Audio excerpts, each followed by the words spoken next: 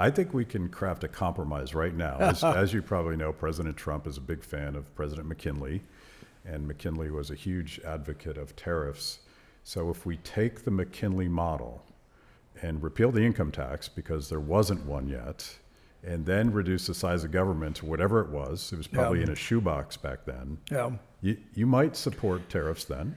Well, I see the comments online saying, I just don't understand, and the president's repealing the income tax, and we're going to replace it with a tariff. And it's like, give me that choice. Sign me up. Tariffs are just a tax. They're a sales tax, and they're sales tax on imports. So if you told me the sales tax was 500%, there's going to be no more trade, I'd worry about that. Interrupting all international trade would be terrible for America and terrible for Americans. But if you told me 10% across the board tariff and no income tax, sign me up. I'll vote for that. It's not what's happening, though, and people need to be aware of that. No one's presenting a reduction in the income tax.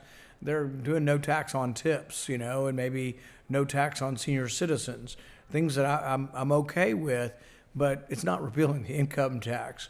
And if you repeal the income tax, it's $2 trillion in reduction in revenue, much bigger than the tax cut that we're looking at. But I'd be all for getting rid of the income tax, but you'd also have to vote for less spending at the same time. I think to get back to McKinley levels, we'd have to not do a penny plan. We'd have to do a dollar plan. Well, somebody, 99%, the 99 penny plan. Yeah, somebody asked me about that the other day, and they're like, well, we funded the government in the 19th century with it. We could do it again. I said, well, yeah, your government was 3% of GDP in the 19th century. Now it's 20% of GDP. So we can fund tariffs right now, could fund a 19th century size government, which I'd be all for. But people just need to think through some of these things. And there's a lot of people out there agitating without really thinking through exactly what we're trying to do. I know some MAHA activists are frustrated with the lack of progress happening with RFK Jr. at HHS and Jay Bhattacharya at NIH and Marty Makary at FDA. I happen to think they're moving quite quickly. What's your assessment of their success so far? I'm nothing but pleased. I mean, nothing. Think of the establishment, what we've had forever. No one would have ever questioned or lessened the COVID vaccine mandates. And they have. They finally came out and they said they didn't get rid of it. Some people say, oh, it's terrible because they're still allowing it. No, I think it's reasonable. You don't have to take the COVID. If you're not mandated to take it anymore, and they're actually saying it's not even recommended for your children to take or for pregnant women, that's a big step forward. And for the rest of the people, take it or leave it. It's up to you. So we've gotten away from the mandates. We've come a long way. We actually voted towards the end of the COVID, probably a year after the pandemic was really over, we voted to get rid of the mandate on the military. But no, everybody always wants things to work faster, but they're actually going in the right direction. In the past, we just didn't want people to harm us too much and take away too much from us. Kennedy and Marty Makary and Jay Bhattacharya, they're all going in the right direction. They're also giving me information for the first time about the COVID cover-up. I'm trying to determine who voted on sending the money, who reviewed whether it was gain of function or not. Because we have Anthony Fauci telling me in a hearing it's not gain of function, but then we have a letter from the people getting the money, EcoHealth, that took the money to Wuhan saying, oh, thanks for releasing the pause on our gain of function research. So the people getting the money were calling gain of function. Anthony Fauci saying we never, ever have funded any gain of function in China. But there are things we're discovering on that, but it's a slow pace too, because even with the friendly administration, I'm still waiting and waiting. I try to set up interviews. But eventually I'm going to get to the point where once I've interviewed everybody on the gain of function committee, we are going to ask Anthony Fauci to come in. We're not quite ready because we haven't assembled all the information, but we will. And my goal is to interview him sometime this summer. Fall, sorry. And to remind people, like we talked about a year ago for my series, The Cover-Up, and you were the ranking Republican on Homeland Security, frustrated that the chairman wasn't cooperated, frustrated that the Justice Department, the Biden Justice Department wasn't cooperating.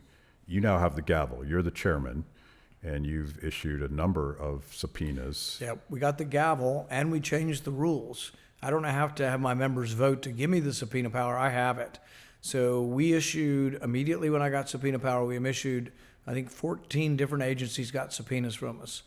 Some have responded better than others, but we're still looking for some communications email communications between vital players in this.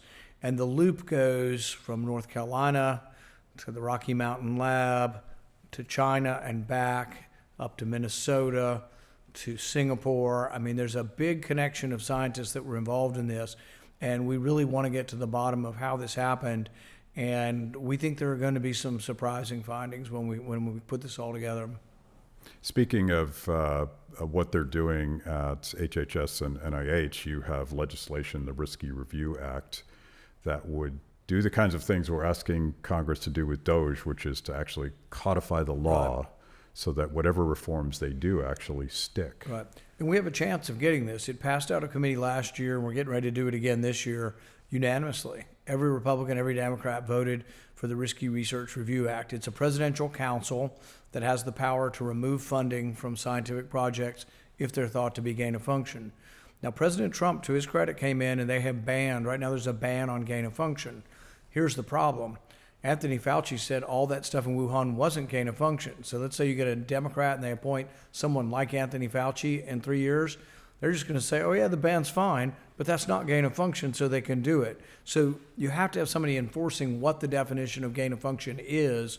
So we want a group of scientists, and they will be a group of scientists who do not receive NIH funding, because we don't want them beholden to somebody else giving them money. That's what Fauci was doing. He was like, oh, well, how are you going to vote? I'll give you an $8 million grant. Oh, I'm for you. So people like Christian Anderson privately had doubts and thought that the virus had been engineered. Publicly, they wrote a paper for Anthony Fauci, and a month later got an $8.1 million grant approved. So, we want to try to avoid that, and we want to try to get, so we have that one, and we also have one that says the scientists should have to reveal their royalties from Big Pharma. Both of those, I think I can get bipartisan vote, and our goal is to get those hopefully into law this year. So when you spoke to me about a year ago, you were frustrated, but you also said you weren't going to quit until you got this done. I want to close out by pointing out to all of my Maha brethren that the pandemic industrial complex is this massive thing. It's all of these universities, it's all of these agencies, it is pharmaceutical companies, it's a whole ecosystem that has been feeding off of this dangerous research. Can you unwind it? Are you optimistic? If it were just me, no, but I think there's been a debate in the scientific community for a long time. Anthony Fauci was actually an extreme. He had a lot of power, but he was an extremist. He is quoted as saying in 2010 that even if a pandemic should occur, someone gets bitten in a lab or there's a lab leak, even if a pandemic should occur, the knowledge is worth the risk. That's an extreme position. At least half the scientific community is not where he is. Many of them are very concerned when they reconstituted the Spanish flu back in the 90s, then again in 2000, when they took the avian flu and tried to modify it to make it more transmissible to mammals and more transmissible through the air, and they purposely mutated it. Aerosolization of Ebola, what's going on with COVID. So there's a whole group of scientists. It's not just me, and it's not just Republicans, really. It's frankly a cross-section of scientists who are believers that we've gone too far. So I think we have a real chance of making a dent in that and actually getting something done. So we'll see. But I'm optimistic that we are going to get something done. Thank you for watching Kibbe on Liberty. You can watch new episodes every Wednesday, anywhere that you consume podcasts, on YouTube, on Apple, on Spotify, whatever. Watch, click, like, check it out.